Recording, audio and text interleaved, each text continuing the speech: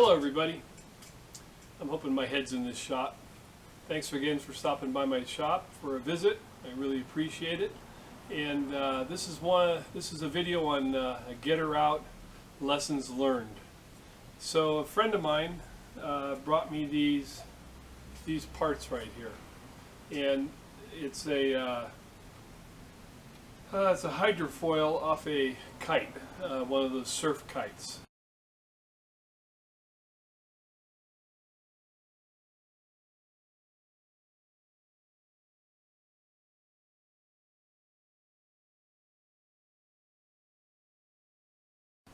And when he brought it over to me, it had a bolt broken off, and this, you can see I have blue tape there on the bottom of this, and these two were attached and they were bolted together, and it was presented to me with that attached and with the bolt broken off over here, and the owner of this had already tried getting the bolt out.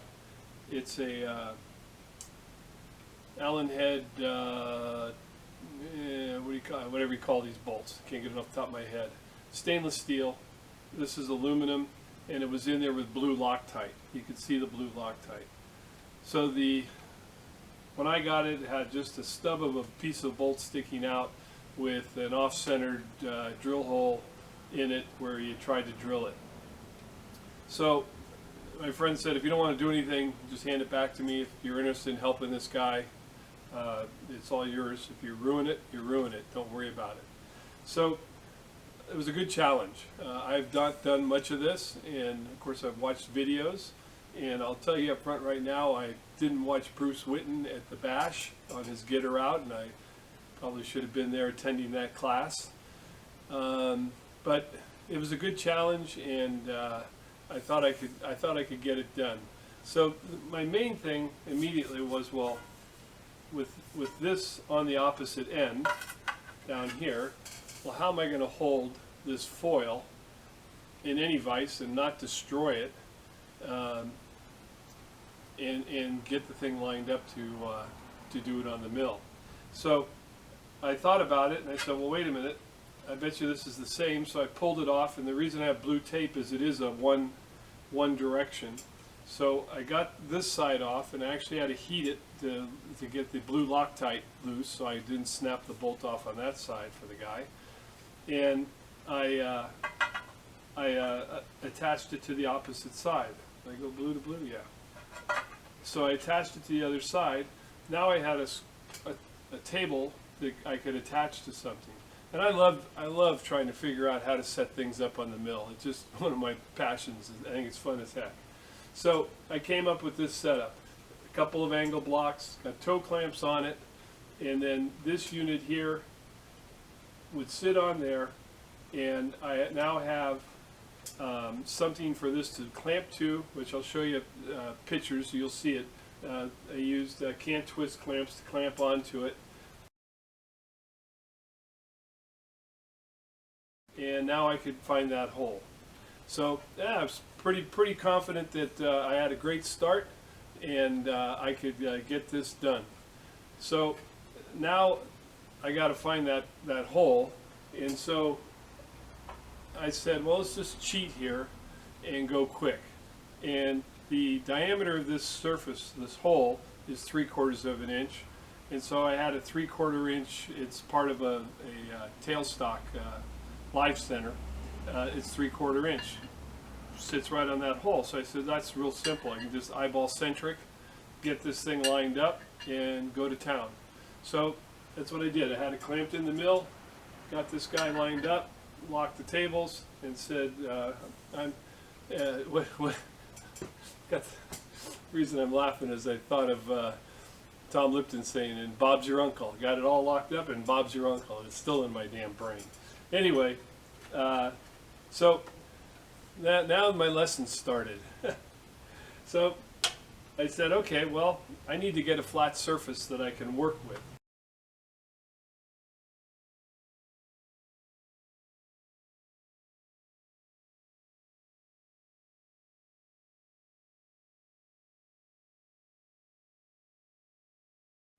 So, geez, I got some nice brand new carbide end mills from Niagara Tool.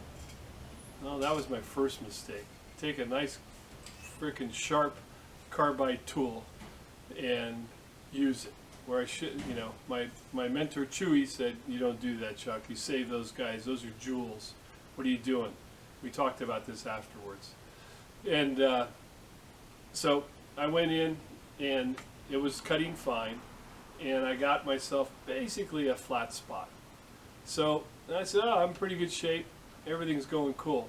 So I took a stubby drill and went in and tried to drill the end of the stainless bolt. And it was basically just bouncing off it. And either, I'm pretty sure the fellow, when he was drilling, work hardened the end of the bolt. And I may have done some, well, I don't know if I've done it yet, because I just did a nice clean. It was pretty simple. So I tried a couple more times with the drill, and it was just bouncing on it. So, okay, the drill's not going to work. And I got to go back to something else. So I pulled out another end mill. I have a 3-flute tin-coated high-speed steel end mill. And I said, okay, I'll go in there and see if I can get through the hard layer that's there. Well, this guy just bounced. And so I said, oh, that ain't going to work. So I was scratching my ass, I mean my head, and I said, well, let's go back in with that sharp Niagara 4-flute end mill. You know, started. It was fighting. It wasn't happy, and I should have stopped. And no, what do? You apply more pressure, right? Yeah, apply more pressure. Well, lesson learned. Here's what's left of my nice Niagara end mill. Sorry, Dennis, Nolan, and Niagara. That's what happens when you give it to a schmo. So anyway, that was an expensive lesson. Screwed that one up. And I can make something out of it, I guess. But okay, so now I'm stuck. I got a hard surface, and I'm don't know how I'm going to get past that. So let me just stop the camera for a second because my camera will shut off on me, and then I'll come back at it.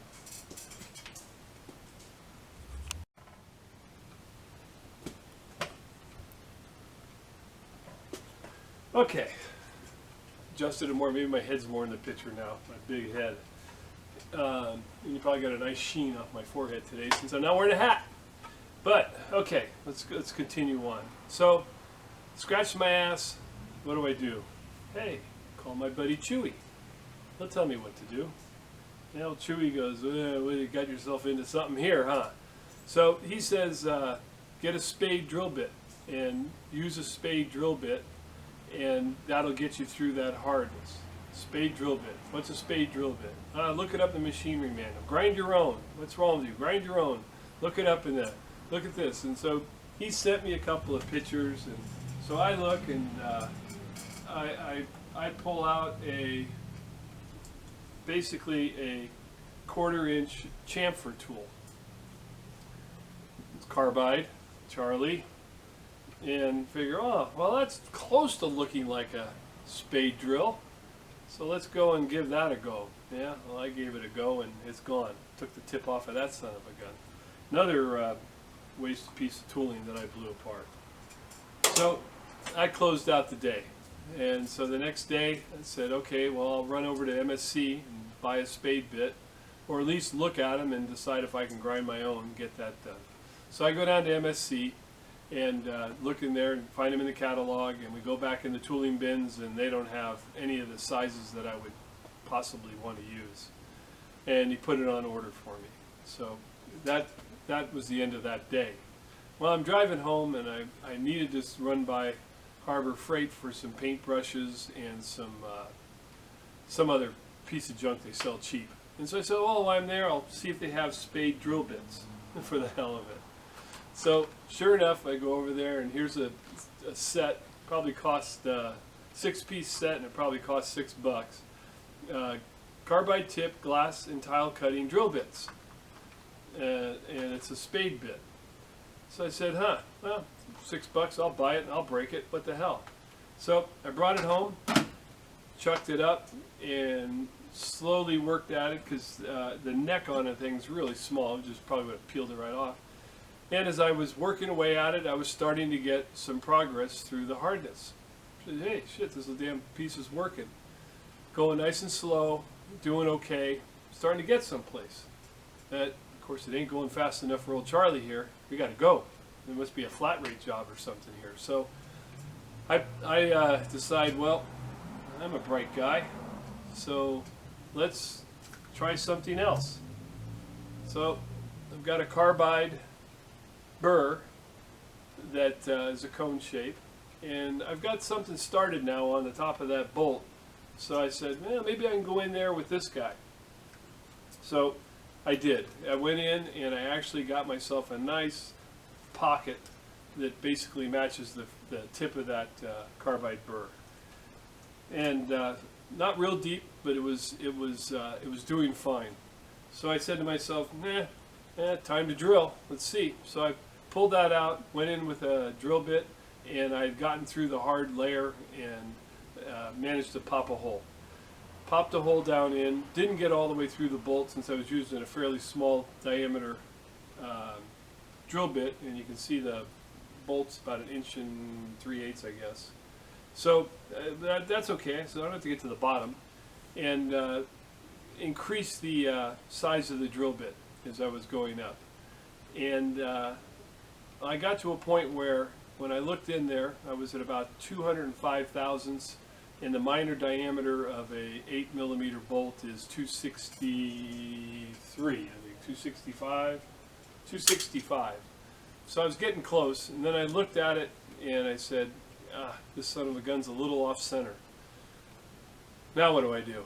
I can't. If I continue on, I'm gonna get into the aluminum threads, and there's basically no margin for error. It's not that I can take all the threads out and put a helicoil in it. That's not going to work. And so I'm looking down at it, and I'm scratching my ass again. So I'm a lucky guy, though. I got Carl, and he lives only a block away. So, AKA Mr. Wizard. If Chewy was, no, this is at 7:30 at night, and if Chewy was not in his pajamas, I probably would have rousted his ass. But so called Carl. Carl hopped in the truck, came over. Carl took a look at it, said, well, you got yourself in a pickle here. And we talked about it, and we talked about all sorts of different methods and stuff. And then he finally looked at me and he goes, hey, just go in there with a boring bar. And he goes, and you can offset the boring bar so that you can pick up your actual concentric center, and that way you won't screw up the threads. And so his comment was, hey, why don't you put a ball, hey, not a screwy ball, but put a ball in the chamfer there, indicate the ball, and then now you'll be on center, better on center than what you had done before. And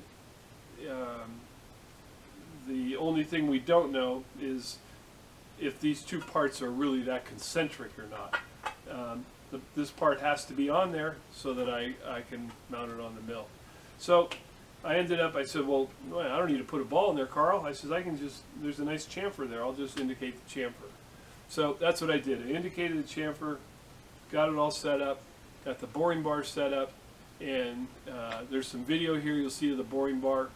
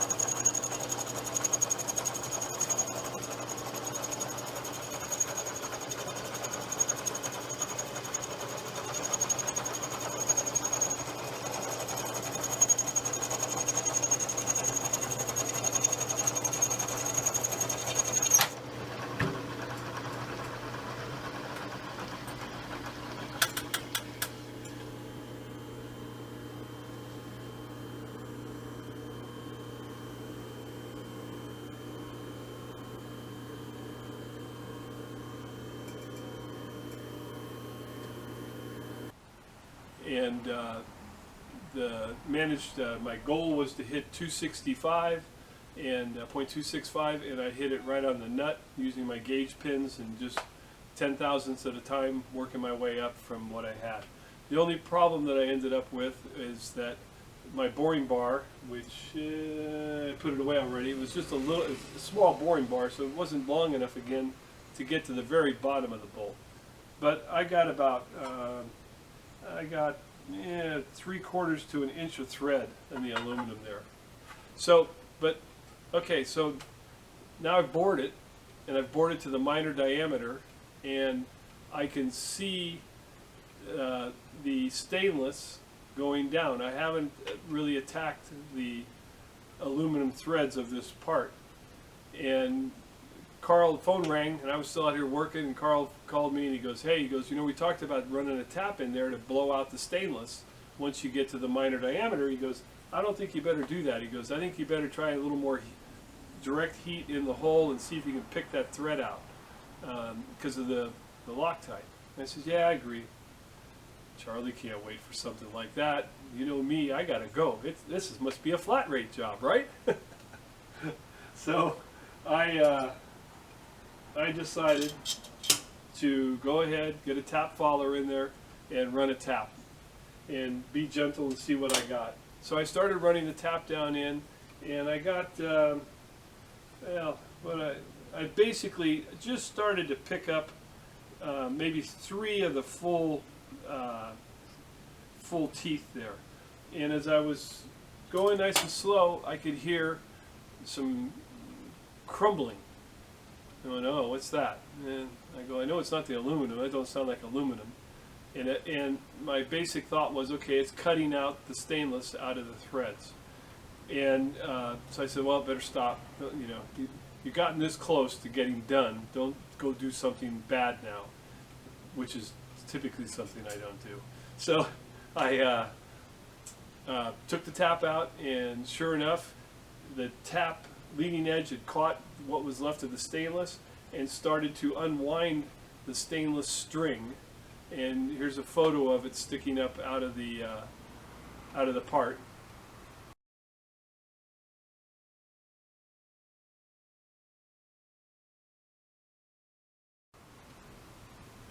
And so there's that photo, and so I could actually grab it with a pair of pliers, and I could actually start to unwind it, and managed to get it all the way down to where the end of my bore was, and broke it off at that elevation right there. Again, then took the tap in and cleaned up just the threads, and it's done. I managed to salvage the part for the guy and fix all my learning curve issues. So I thought I would share that. Hopefully it's helpful to somebody else out there that's going to do a repair. I've learned, you know, for me, like I said, I love learning how to and deciding how to set something up on the mill. I could do that all day. Just love it. And I love learning. Okay, I'm back. So here's the Spade bit, and pretty cool. I went down to pick it up. I had already ordered it, and got it at the counter, and the guys said, "Hey, it's 40% off today, buddy. Here's my deal." So it was 12 bucks. Carbide. This one is a 3/16, and hopefully the camera will focus there. But it's basically got no flutes, and it's got a cutting edge with just a little relief behind it. So I'm actually going to pick up a 1/4 inch one also, so I have it here in my arsenal for the next getter out. So we'll close out this segment of today's video. It might be the end of it, or well, let's move over. We'll talk about the Monarch again for a minute, and go from there.